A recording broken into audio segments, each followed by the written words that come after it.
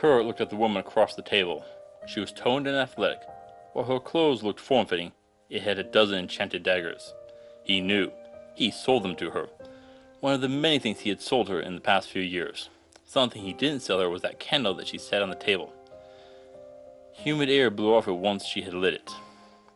"Did you bring the holy water from Gilead?" she questioned. Her eyes kept sweeping the crowded tavern. There was something she was looking for. "Oh, part of the way. Trouble followed us. Between the tree folk, a devil, a minotaur, and a cyclops, I've lost it all. If I can scrounge up the coin, I can get a team to go back over my trail and collect the goods. But I've got another issue." Rolling up his sleeve, he exposed his shoulder and the black mark that was left there by the demon. She gripped the oldest man's skin and examined it for a minute. Only a minute, before her gaze went back to the room. "It's a curse that draws in dangerous beasts until you die," she explained, as if it was nothing dangerous. "Ah, thanks. That explains the luck. You after something, Julia?" "Yes, this tavern is its hunting ground." "Alright. Can the curse be removed?" The merchant returned to the task on his mind. "Yeah, you'll need a few things. I'll make a list for you." She was barely listening to the conversation. She was fixed on the hunt. Look around. Kurt saw his bodyguard. Wait, where was Grant? He was a big, muscular man. It's hard to miss one like that.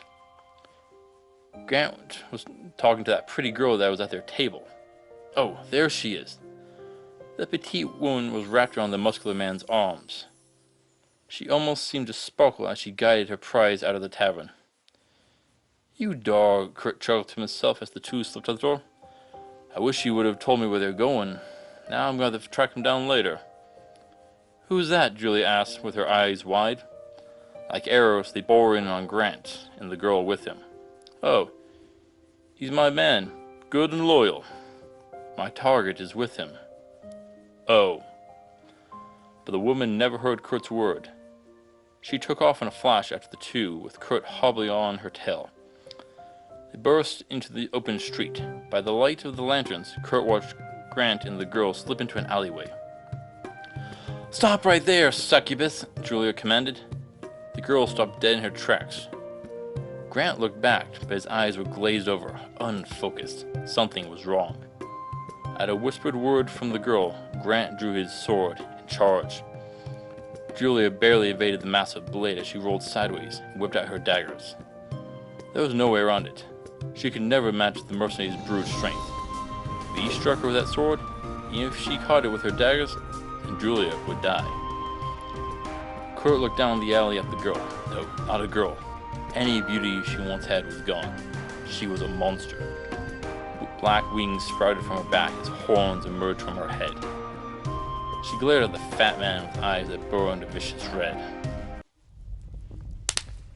"Oh, this puts our two men in a bind. Can they free Grant and best the Succubus, or shall they fail? Welcome back to Mythical Philology Inspiring Adventures. I'm your guide, Jason. Let's sit for a bit and see what we can make of such a demon's existence." Yes, demon. Succubi are demons which come from Judeo-Christian beliefs. When Lilith, Adam's first wife, abandoned him and fell in love with an archangel. They are females, with their males being called an incubus. Generally, I refer to both of them as the succubae, rather than try and call them both incubus and succubus constantly. They are of a lesser caste of demon than the devils we addressed before. They are weaker, but nonetheless dangerous. But these demons would rather avoid a battle. No, their whole plan is to mate and kill their partner. Kind of. There are other variants of such creatures in different cultures, but I'll look at them in more detail later. We'll keep it simple right now. There are two general groups of succubae. The incubus-succubus combo, where you have two individuals need to produce an offspring. The female succubus will mate with a male human to take his seed and drain the man's life force. What for? Nourishment, or another, more sinister purpose. If it is the first, then the succubi is able to absorb moisture, electrolytes, and other vital components to maintaining your life force. What is the other purpose? Once the succubus has taken the sperm, it alters them into something different and pairs them with an incubus, who will take the seed from the succubus. Now, we don't know if it is the succubus or the incubus which actually does the alterations, but I'm going to go with it this way due to the second variation. And I'll touch that bit in a minute. Regardless, once the incubus is ready to find a female human and impregnate with the altered human seeds, the human will eventually give birth to the new demon, and it will frequently die. The second type, which I mentioned earlier, is a combination of the incubus and the succubus, as it will change between male and female and back again. This is very common in fish and some frogs. A fish only changes once and under a very certain condition, such as when it's of a certain size or a population ratio. Neither would really work here, but there is another option. Succubi are frequently spoken of invading dreams, where they can take what they need from mortals. How? Where do they frequent their attacks when they're not in the dreams? Taverns. Places heavy with alcohol and other potent compounds. What a bad place to attack. Distracted prey is the easiest. Lions love attacking animals when their heads are down at the watering hole. What is a tavern but a watering hole for humans? Yeah, a great place to attack, but it's even better when you look at why. If the succubi would possess some sort of pheromone which could disrupt a person's ability to attack the succubi, mix that with alcohol or a sleeping foe, and you have a very easy target. Finally, since the succubi is a demon, it could have a shape-shifting ability as I discussed in the devil video, and would be an option. Even if the transformation is flawed, in theory the pheromones would help to compensate for that. This could also be part of the succubi's charm ability. Using a charm spell, it can compel you to fight on its behalf, or follow other commands, a dangerous position to find yourself in. Using pheromones, it can create a simple infatuation, which can be enhanced by magic. But this doesn't answer the question of how it alters the human sperm to produce a succubi. A human sperm with a human egg should produce a human baby. Therefore, it needs to be altered somehow, corrupted by our demon. So we need a method to do this. This is actually fairly simple though. There is something that is renowned for its ability to change the DNA of one cell to produce something completely different. A virus. If the succubi have a viral analog within their bodies, which can use to rewrite the human sperm with its own demon DNA. This is an effective system if I do say so myself. But we still have another issue. What happens when a human woman becomes pregnant with a demon's child? Once she realizes what has happened, surely she'll wish to end the child. Yes, and the demon will need to prevent this. There are two ways I see this working. When I spoke of zombies, I talked about how the viruses and fungi which were able to alter the behavior of its host. When a woman is pregnant, they are well known to have different behaviors. Having the demon fetus alter her behaviors and become protective of the child. Perfect.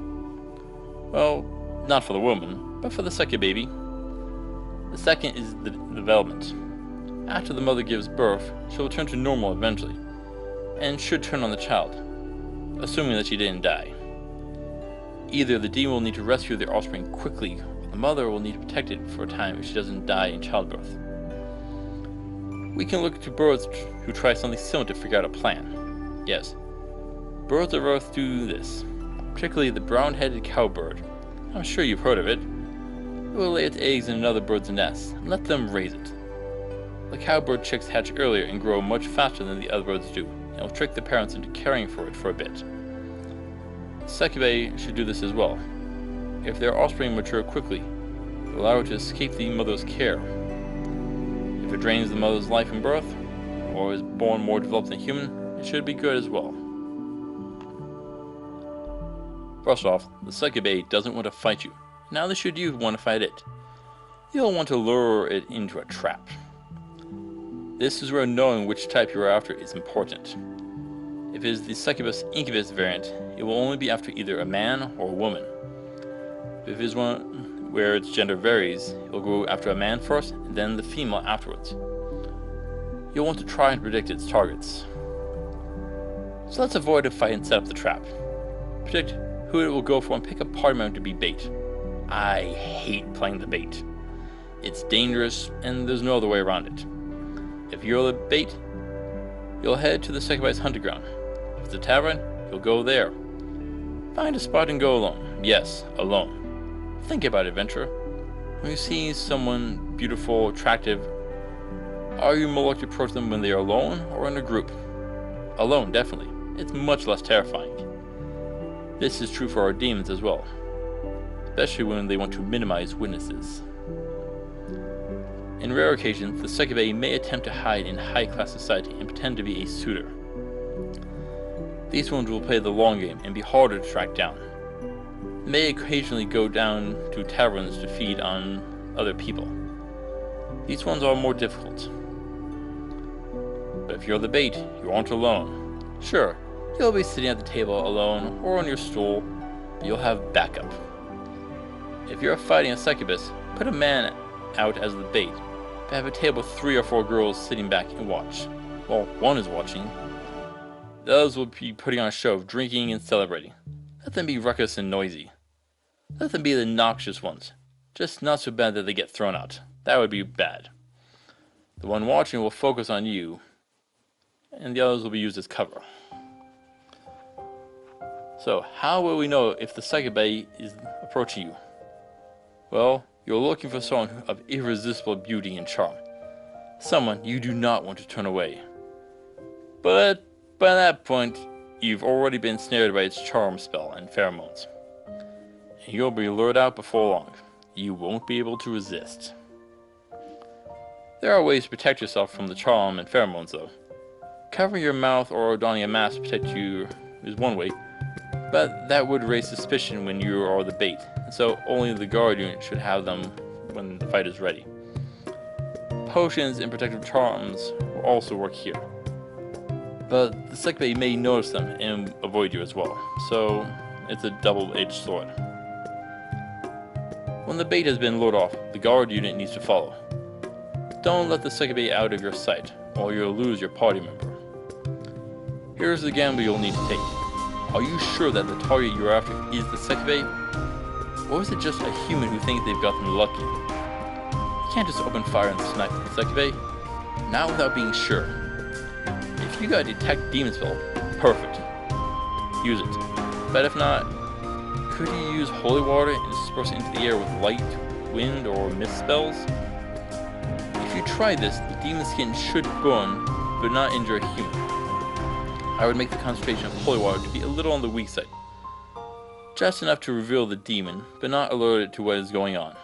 If it is human, you'll need to head back to the tavern, but if it is the demon, then it's time to fight.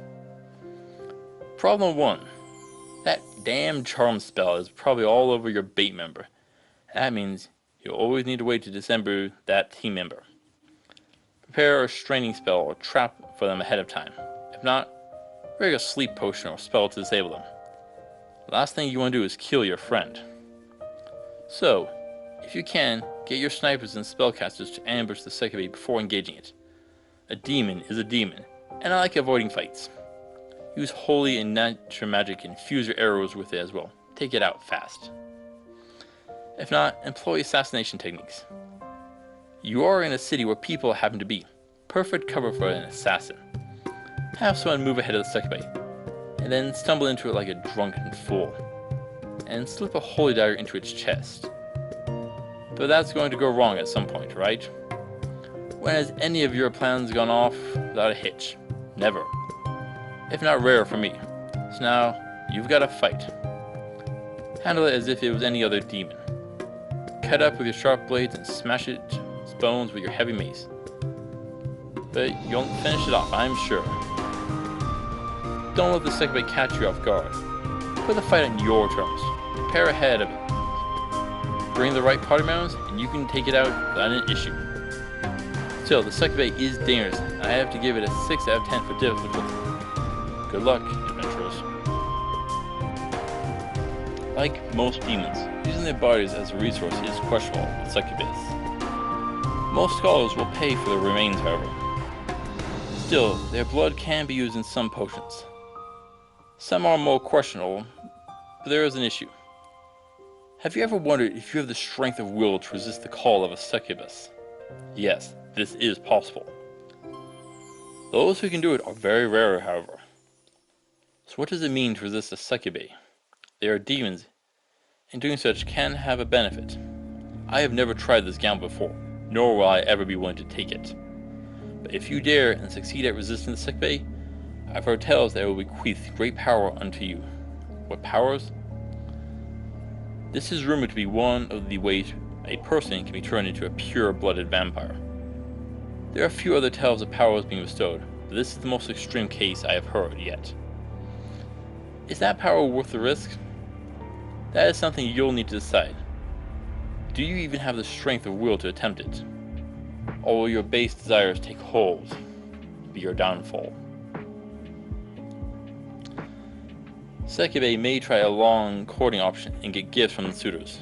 If you find out where their nest is, well, the dead don't need money.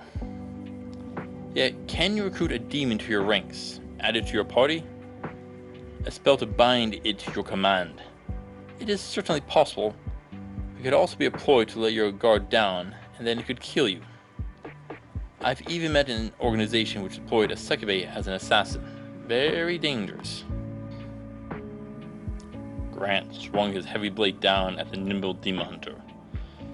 She darted after the demon, but the mercenary was too fast and too experienced. He kicked his leg out sideways and caught her in the gut. Coughing, she dropped to the ground, her daggers falling into the dirt. It didn't matter. She had plenty on her. With a flip of her wrist, 2 more silver daggers glistened in her hands. There was no way around it. Julia knew that this hired muscle was a match for her, a rare occurrence.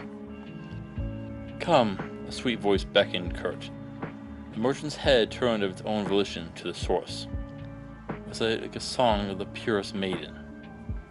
Woman that called man over to her. It was a spell. Something in Kurt's brain said that, but he didn't stop. She was gorgeous, and she wanted him. Her body called him. The merchant stumbled forward. Foot by foot he advanced. Something flashed at Kurt's foot. The light came from something silvery at the merchant's feet. It caused him to trip and get a mouthful of dirt. Come now, the woman repeated as she moved her towards the fat man. This man wasn't ideal, the demon thought, but he would do for sustenance. If that meatbag of muscle died, well, better if he disposed of the demon hunter first. Kurt pushed himself up. In doing so, his hand brushed against something hard and cold, a dagger.